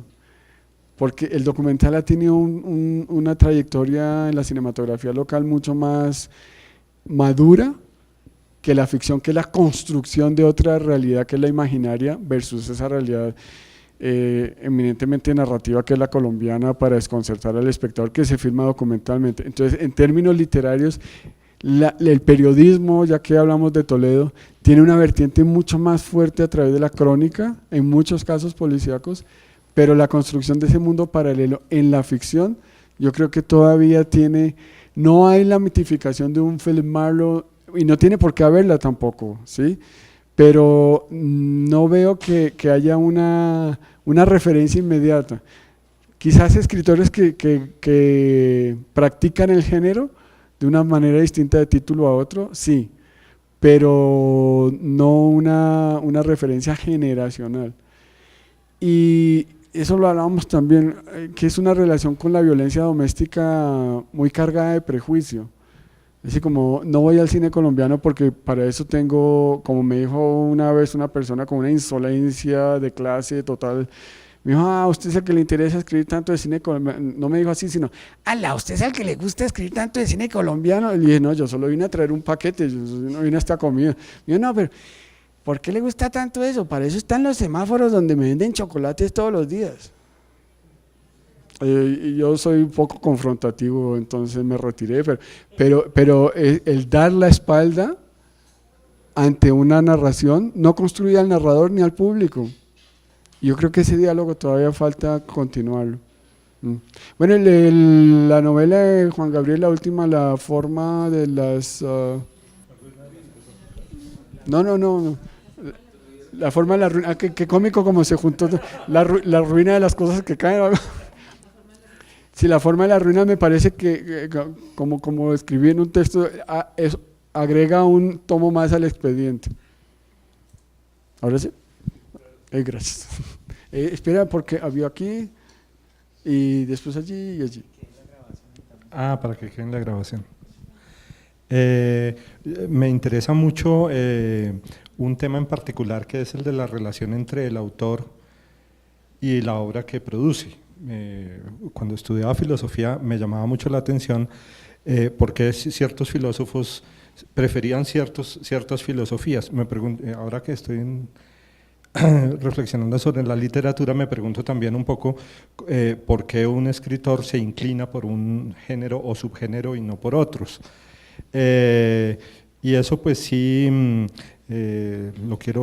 esa idea la quiero tomar como excusa como para preguntarte un poquito cómo te inclinaste hacia el género o cómo crees tú que otros escritores que han escrito novela negra se han inclinado por el género. Mi pregunta es capciosa porque creo que no me inclino por el género y creo que fundamentalmente es que no me relaciono con él, hay algo en mí que no se relaciona con el género. ¿Qué es lo que se relaciona con el género cuando hablamos de la relación entre el escritor y el gusto por el tema de la novela negra? Bueno, voy a responderte con un tópico. Yo creo que si en un congreso literario se prohibiera citar a Borges, casi nadie hablaría, ¿no? Pero voy a citar a Borges. Para mí Borges siempre ha sido una referencia inmediata, porque tú recorres su literatura y es la construcción de un rompecabezas imaginativo que no rechaza nada. Es decir, él habla de Quincy, habla de Buenos Aires, hace tramas policíacas, hace ensayos sobre cine también. Y entonces me parece que es la mirada curiosa del ser humano sobre la experiencia humana. Pero hay un caso especial en la literatura del que quiero mucho, que es La muerte y la brújula, ¿no? Que es este investigador que hace citas en alemán y que tiene una referencia libresca con un caso, el caso que él está investigando, el detective creo que se llama Lonstein o Lorenstein, algo así.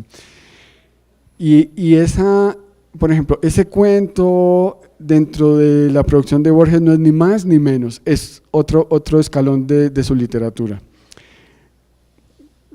Sobre por qué me incliné,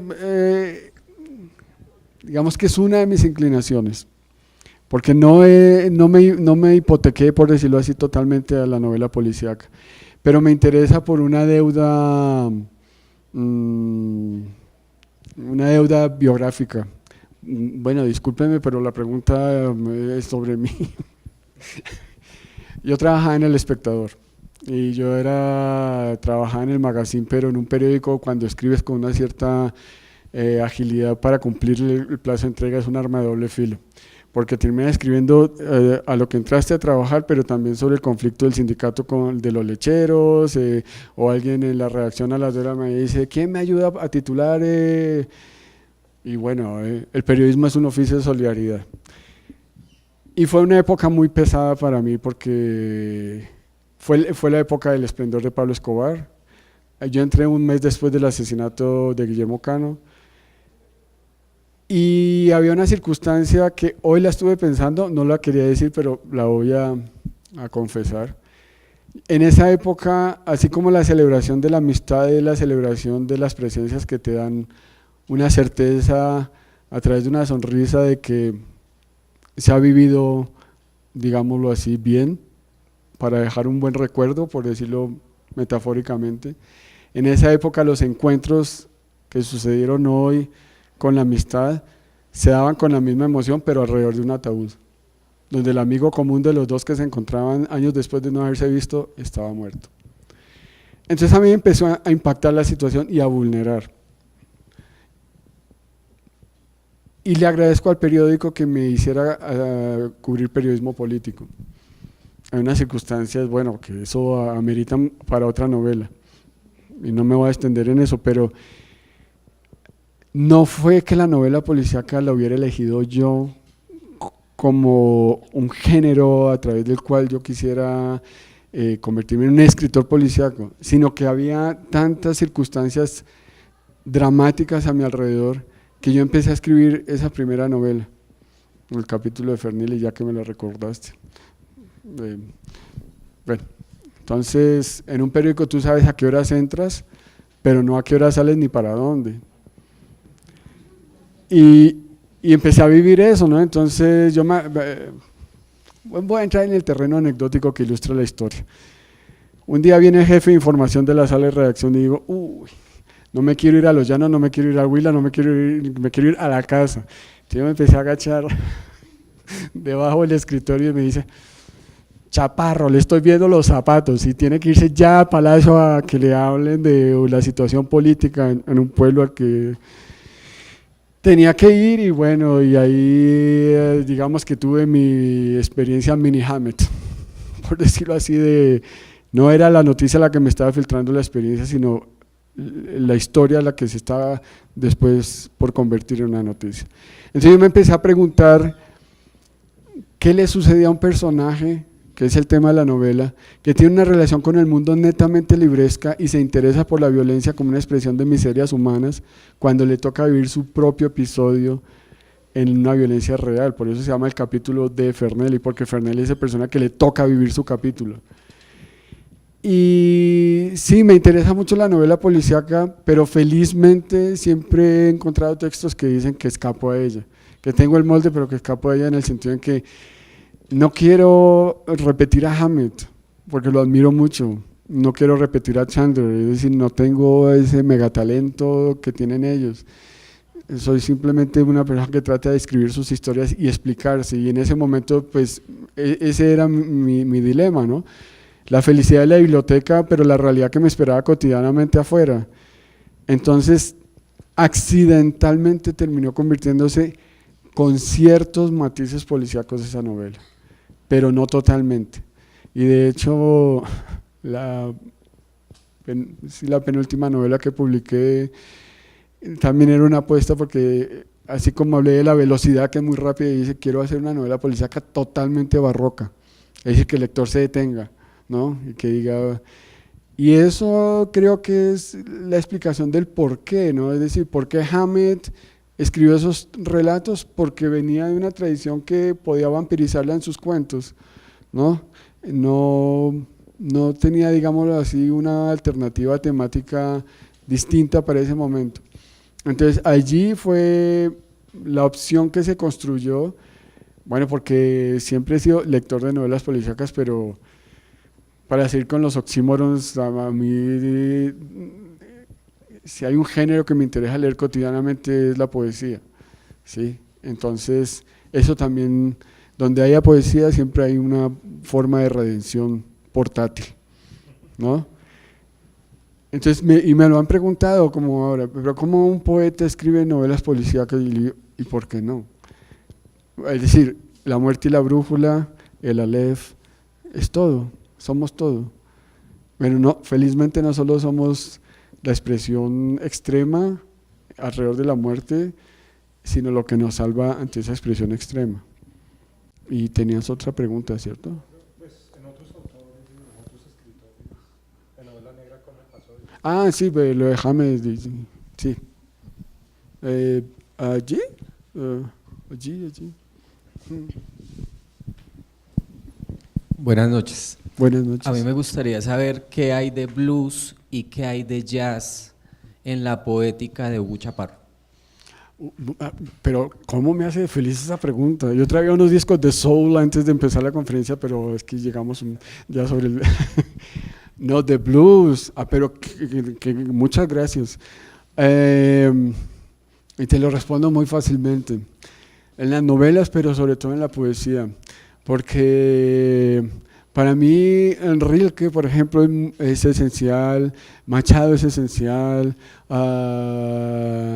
Marianne Moore es esencial, bueno, la poesía norteamericana, pero una de mis referencias en la novela y en la poesía es las canciones de Tom Waits, que es un blues a su manera. Y bueno, por supuesto Dylan, pero los narradores que han escrito historias en la música, ¿no? Donde no es una repetición verbal inútil, sino la construcción de una historia. Entonces, sí, blues y jazz, todo el que quieras. Cuando quieras compartimos la discoteca. ¿Y por qué la pregunta? Me interesa. Porque lo que pasa es que generalmente, pues, te he escuchado hablando de otros autores, te he escuchado hablando de cine, pero me inquietaba saber la parte de la música, cómo influía en tu poética. Y pues como hablaste de… Bueno, ahorita ya los apuntes se me perdieron, sí, de las flyers y sí, flappers, las flappers. Entonces lo asocié rápidamente con la música y creí que sería interesante saber cómo el blues y el jazz han influenciado tu poética o hacen parte de tu poética. No, y me alegra mucho la pregunta también, porque yo soy hablábamos de eso, yo me siento como un oso panda de la literatura cuando escribo un poema, pero prevaleceremos. Estamos en especie de extinción a pesar de los editores, pero prevalece. Es que el hombre la necesita, pero no se ha dado cuenta o se está olvidando. Pero la poesía y la música… cuando ya los ojos no me dan para leer, oigo a Dylan ¿no? Y eso me da una respiración. Y siempre ha sido mi convencimiento el agradecerle a la poesía que me haya dado el ritmo para la escritura de la prosa, porque no las diferencio. Es decir, van y vienen como amigos cercanos, hermanos siameses. Y la posibilidad de ser un lector de poesía y de escribir poesía me obliga también a un ritmo narrativo. Hablo de una novela que nunca llegó a Colombia, se editó en México. No me hagan hablar de ese editor, pero la novela es una novela que se presentó en Guadalajara y bueno, quiero hablar de un amigo muy querido que es Juan Villoro, siempre lo menciono a la menor provocación. Entonces Juan me dijo, yo te presento la novela. Yo dije, bueno, es mejor un amigo que alguien, ¿no? Y fue una charla muy intensa y muy cálida, muy amorosa y muy feliz, ¿no? Pero en medio de la charla Juan dijo, ustedes no se han dado cuenta que esta novela está escrita con el pie del corrido mexicano, que son octosílabos, que uno habla en octosílabos, ¿no? Y yo miré a Juan y le dije, ¿a dónde está yendo, no? Bueno, es una novela sobre los años 20 en México de dos músicos ciegos que acompañan películas mudas. Entonces era la imposibilidad de una resolución narrativa y eso me interesaba mucho. Y una persona del público le dijo, a ver, si está escrito con el pie, cántate una página, le dijeron a Juan. Y al azar se la cantó como un corrido. Y dije, a ver, yo también. Y la canté, ¿no? Y entonces descubrí que ahí estaba la enseñanza de la poesía, magnificada por la música. Bueno, pues que sabes, ¿no? La música y la poesía nunca han estado ausentes, pero separadas. Pero eso me maravilló, porque no me había dado cuenta cómo un género nutre al otro, ¿sí? Cómo la muerte nutre otras expresiones, cómo puede ser novela policíaca o novela épica o novela de aventura, todo se nutre. Y lo interesante es ser un caníbal cultural, no admitir estragamientos, sino seguirse devorando uno a sí mismo a través de los otros. Entonces, claro, pues esa pregunta me encanta porque siempre le he seguido muy atentamente la escritura en el rock, en el blues y en el jazz. Y citemos a Bessie Smith, por ejemplo, ¿no? Dice, solamente un verso tan sencillo, dice, ya me estoy cansando de dormir todas las noches sola. Y después sigue el blues. Bueno, Muchas gracias, Hugo, y me alegra que te alegre la pregunta. No, mucho, gracias. Bueno, gracias. Aquí en la mini biografía que anotan, dice, trabaja en los laboratorios Frankenstein. Nos gustaría o me gustaría personalmente que nos hablaras un poquito entendiendo el laboratorio como experimentación, como qué va a pasar con esto. Y pues obviamente Frankenstein, pues ese renglón me llama poderosamente la atención, entonces te agradezco una claridad al respecto. ¿De los laboratorios? Sí, pues aquí dice, trabaja, no sé si es un error pues estoy tipográfico. necesitando un asistente, si quiere las vacantes están abiertas. Te voy a responder con toda la sinceridad del caso. De nuevo, yo estaba trabajando mi primer trabajo, me dieron un suplemento dominical, yo tenía 20 y pico años y yo un suplemento, bueno, pues sí, lo hago, ¿no? Y como dije, el oficio del periodismo es un oficio de solidaridad. Un periodista que no le haga un favor a otro periodista es contra natura, ¿no? Entonces, había un periodista que era bien alcohólico en el periódico, pero muy simpático. Entonces, todo le cuidábamos sus borracheras en una cafetería donde él perdía el sentido. Y lo llevábamos, pero entonces nos tocaba hacer el trabajo de él muchas veces. Entonces yo iba al Congreso a entrevistar a unos personajes horrendos y le dije, ahí tienes tu entrevista, en la nota, bueno, en fin. Pero un día había un traductor pésimo en el periódico. Entonces me dijo, oye, ¿me puedes traducir este artículo de moda? Y dije, ¿de moda? ¿Yo qué tengo que ver con la moda? Entonces me dijo, no tienes que ver nada con la moda, pero con el inglés sí. Y, bueno, pues sí. Y lo traduje. Y dije, y me gustó, ¿no? Entonces una vez traduje un artículo sobre James Bond para el suplemento. Y al final puse, este artículo fue traducido en el laboratorio Frankenstein. Pero yo creo que las sorpresas que se lleva alguien cuando ha reflexionado sobre algo muy intensivamente es cuando se manifiesta en un golpe gramatical.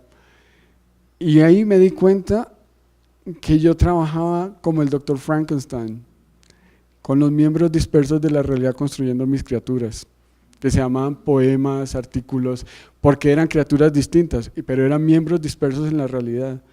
Entonces que se llamaban libros de poemas, novelas, críticas de cine, crítica de música, ensayos. Y dije, pues es que mi casa es como los laboratorios Frankenstein, ¿no? Es decir, y además que hubo una historia familiar donde yo traté de involucrar a mis hermanos, a mis papás en la industria, pero todas fracasaron, porque yo te dije que te iba a responder, disculpen lo anecdótico, pero tenía un hermano, por ejemplo, que vendía unas uvas podridas de este tamaño porque había gusanos adentro. Entonces dije, son unas uvas frankensteinianas. Y así bueno, el caso es que empezó, la historia es mucho más larga, pero yo dije, es como mi marca registrada, ¿no? Donde tú leas Laboratorio Frankenstein, puedes pedir otro tipo de ofertas de artículos, de novelas que serás complacido o complacida. Y así ha funcionado. Entonces, como bien lo dijo Roberto, llamas a la casa y te contestan los laboratorios Frankenstein. Esa es la historia abreviada pues, de dónde surgen los libros, porque, vuelvo e insisto, yo creo que es sano insistir en eso, el ensimismamiento literario como una especie de herencia del siglo XIX y la actitud de creatividad que fue tan típica en esa época. Me parece que no hay un escritor silvestre, aunque se confía en la inspiración, no. Todo es, más que inspiración, es pura transpiración, disciplina y es la construcción de un laboratorio. Y así es como siempre he decidido trabajar, porque artistas espontáneos no existen. Entonces, en los géneros, la poesía la escribo igual que un cuento o que una novela. No hay una especie de ensoñación alrededor de… No, es trabajo. Bueno, es trabajo y es felicidad también, ¿no? Gracias. De nada. Que te pasen el micrófono. Buenas noches.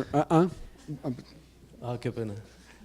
¿Qué tomó del periodismo, de la experiencia del periodismo para la escritura y para la novela negra? Pero las preguntas están buenísimas. La disciplina. Es decir, porque la realidad avanza y no te va a dar espera. Sí, es decir, hay un caso fortuito de un atentado, hay el nacimiento de un niño en una clínica que fue peculiar, hay una historia excepcional. La realidad no te da tregua en un periódico y no te da espera. Y como me dijo una vez, eso fue una gran lección que me dio a mí mi jefe de redacción en El Espectador. Escribí una nota, vea que era, tienes que escribir esto, tienes 20 minutos, porque ya va a ser el cierre. Entonces fue como se dice en cine, 1 a 1, ¿no? Cuando no repites plano, ¿no? Entonces yo la escribí y la mandé y me estaba volviendo al escritorio y el jefe de redacción era muy sabio. Y él se paraba frente a los talleres de Armada, a unas horas críticas. Pues no estaba como un policía, pero sabía cuándo hacerlo. Entonces yo me volví al escritorio, quedaba lejos, bueno, no tan lejos, y dije, me equivoqué en un año. Para mí, un 2 por un 3 me fastidia, no soporto. Entonces yo salí corriendo, se llama El Torito, le decíamos El Torito, era una maravilla El Torito. Entonces me dijo, yo sé usted para dónde va, me hizo así la mano. Le dije, sí, Torito, necesito corregir una vez. Me dijo, usted ya escribió, usted ya se murió. Es decir, lo que dejas escrito, así nadie lo lea, es tu memoria. Es decir, así el olvido amenaza, es tu memoria. Y eso sí me lo enseñó radicalmente, porque eso fue empezando en El Espectador. Y no me quise volver a morir. sino morir, pues, es decir, seguir viviendo dignamente a través de un artículo. Entonces, si entregas un manuscrito a un editor, entregarlo totalmente limpio, pero cuando lo estás escribiendo, trabajarlo con el rigor de la mejor de las realidades posibles, que es la ficción, pues para mí, ¿no? Yo trabajo con horario y cotidianamente, y lo asumo como un trabajo, y eso se le debo al periodismo, porque, y también le debo eso, atenuar totalmente las atmósferas enrarecidas, por eso decía es trabajo. Sí, claro, pues no es lo mismo escribir una nota sobre una exposición de una galería, una novela de 600 páginas, por supuesto que no, pero es la actitud. Y el periodismo sí me calibró la mano, y sobre todo el vigor para escribir. Porque cuando Philip me preguntaba, por ejemplo, de la literatura, te voy a completar la respuesta, ¿no? Por ejemplo, yo recuerdo la literatura de Osorio Lizarazo, y a mí me interesa mucho antropológicamente, pero me parece duro no decir que me interesa literariamente, porque era una época de literatura escrita con mucho cansancio. Claro, había que sobrevivir, pero es valiosa porque reconoces una Bogotá que, pues en mi caso, no existió. Entonces el Día del Odio es el 9 de abril, ¿no? Y un coloquialismo que era el de la época. Entonces hay que defender eso y considerar que sí se puede vivir de escribir. Es que es una idea muy romántica, escribir, ¿no? ¿Cómo voy a vivir? Es que sí se puede, mal, bien, lo que sea, pero se puede. Entonces eso se lo debo al periodismo y al Torito, que lo quiero mucho. Ya te llevaron el... Sí, Hugo, buenas noches. Tengo dos preguntas para ti. La primera tiene que ver con algo que mencionaste del cine. Cuando hablaste de las chicas Flapper, me acordé de una de las películas de Lars von Trier que se llama Dogville, que es muy del estilo, pues de lo que se habla en el género negro. Y casualmente en esta película, pese a que este tipo de mujer se refugia dentro de la cultura que desciende de los africanos, al final de la película, perdón para los que no se lo han visto, termina asesinando a toda la población, ¿no? En esa película es posible ver las tensiones culturales mucho más simple que en lo que yo considero podría verse dentro del género de la novela negra. Dentro de la actualidad, ¿cómo consideras tú que este género está desarrollando precisamente esas tensiones culturales actuales que estamos viendo ahora en Europa, bueno, en Colombia, que siempre ha sido... El género cinematográfico policíaco. Sí, esa es la primera. Y la segunda, en varias ocasiones tú mencionaste sin importar el qué, sino el cómo. ¿Cómo consideras tú que el género de novela negra está reflexionando sobre la escritura, está aportando de forma significativa a la literatura? Bueno, pues el cine con el formato policíaco sí que cada vez prolifera más, y vuelvo a la conversación que tuvimos antes de venir con las series televisivas, ¿no? Tú sabes que hay una especie de perdigonazo de directores de California a del cine a la televisión, y para mí es difícil seguir las series, pero te lo aclaro porque vi Breaking Bad en un solo insomnio, todas las temporadas, porque fue una cosa como que me interesó tanto, y era con libreta, anotando en ese punto. ¿No? ¿Has visto Breaking Bad? Pues sí, ¿has visto Breaking Bad? Metanfetamina, muy coloquial también, el pusher, tiene un lenguaje, el jovencito, pero no es solamente hablar sobre el mercado tóxico en un entorno provinciano como es el de la película, sino lo que hay alrededor, ¿no? La DEA, la criminalidad, los inmigrantes, los mexicanos, los tópicos, y se ha entendido que no es solamente el formato policíaco, es la muerte como expresión catastrófica de una civilización que se hunde en el abismo y surge otra vez y se continúa hundiendo, y busca soluciones a través de los narradores. Es decir, no es que la civilización esté buscando, porque no creo que un libro cambie la civilización radicalmente, sino cambia la perspectiva de un lector o de muchos lectores y la crueldad continúa, o como la quieras llamar. Pero sí hay un interés sobre lo que mencionaba en la charla, que es lo que nos agobia, que es en qué momento va a estallar el siguiente atentado y si nosotros podemos terminar siendo un número del censo de las próximas noticias. Entonces sí hay una curiosidad y lo ves en los festivales de cine. Te lo redondeo con una respuesta que me dio un crítico de cine en España, en el Festival de Valladolid, me acuerdo, en 1992. Me dijo, pues con el problema de la inmigración, que vengan a estos festivales y nadie viene a Europa. Porque fue una muestra tan pesada de crueldad, de racismos, de exterminios, de documentales sobre el tema de los gitanos en Europa, por ejemplo. Me acuerdo mucho que no se había hablado mucho en esa época en clave documental. Y sí hay un interés por eso, es una antena de la civilización muy clara, la literatura y el cine en ese registro. Y como suele suceder, ¿cuál era la segunda pregunta? ¿De qué forma crees que el género negro está aportando, está reflexionando sobre la escritura y la literatura? Claro, y te lo respondo con un caso concreto que es Henning Mankell, ¿no? Es decir, la literatura de Mankell va más allá, como todos los buenos escritores del género, pero escapan al género. Es una respuesta paradójica. Pero cuando ves el tratamiento del lenguaje, el tratamiento descriptivo y el tratamiento de los diálogos y el enrarecimiento progresivo de la atmósfera, ya es una contribución a la literatura y hay muchos escritores que han virado hacia el género, como el caso que citaba Roberto de Benjamin Black, que Benjamin Black surgió porque los herederos de Chandler leyeron una novela que no había terminado Chandler y consideraron que el único autor en el mundo que podía tener el oído para escribir esa novela era Black, y así lo hizo, pero él reflexiona con la literatura haciendo las novelas a la manera de Black, con el seudónimo que él tiene. Entonces sí, cualquier novela te está haciendo reflexionar sobre la escritura. ¿No te parece?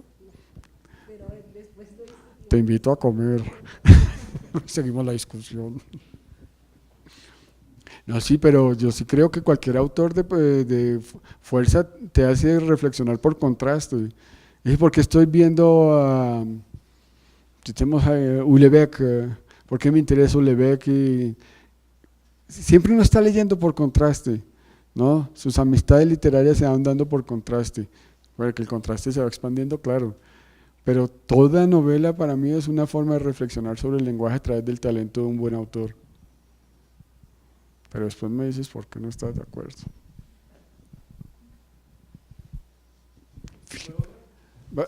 Yo estoy aquí para lo que quieran. Hugo, mencionaste a dos grandes autores latinoamericanos como Rubén Fonseca y Osvaldo Soriano, pero también has hablado mucho de Borges y por lo tanto me lleva inmediatamente a pensar en Piglia, que es un gran admirador de Borges. Sí. Quería preguntarte sobre Piglia. Bueno, como el de blues y el jazz, también te agradezco mucho la mención de Ricardo Piglia. Sí, fíjate que es también, no es borgiano, pero sí lo es en el sentido de tener un arco muy grande, ¿no? ¿Cómo se llama la novela sobre Kafka y Hitler? Respiración artificial. Respiración artificial. Y hace la plata quemada. Gracias. No, gracias. Bueno, todas estas novelas, ¿no? Plata quemada, Respiración artificial y El camino de vida. Pero algo que me conmueve mucho de Piglia, Piglia tenía con Walsh algo muy, muy curioso y era su arremetida constante contra Sábato, que Borges también la tenía. Pero eso me parece muy interesante en el sentido que eran lectores y escritores que no daban nada por sentado. y que legitimaban su juicio crítico de una manera argumentativa y no sentimental.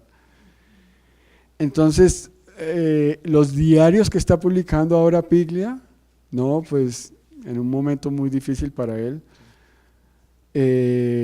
me parecen muy ilustrativos para comprender todo esto que hemos estado hablando, porque son los diarios confesionales de la creación de un lector, al menos en el primer tomo. Veremos qué vienen en los otros dos, pues dice que es una trilogía. Pero Piglia es un autor que me interesa mucho precisamente por eso, porque no se, digamos así, no se estampilla solamente en un solo formato, sino lo que le interesa es descubrir posibilidades narrativas y posibilidades críticas, porque es un gran crítico prologuista. De hecho, este libro de Rodolfo Walsh lo editó él, y la introducción es muy conmovedora sobre Walsh, a quien él conoció y entrevistó. Entonces, ese tipo de inteligencias creativas me resultan muy inspiradoras en el sentido de ser una lección que permite que uno, al leerlos, también se atreva a matizarse de una manera diversa. Que salga bien o mal ya es otra historia, pero son los autores que son, sí, inspiradores para mí, y Piglia es uno de ellos. Gracias. No hay nada.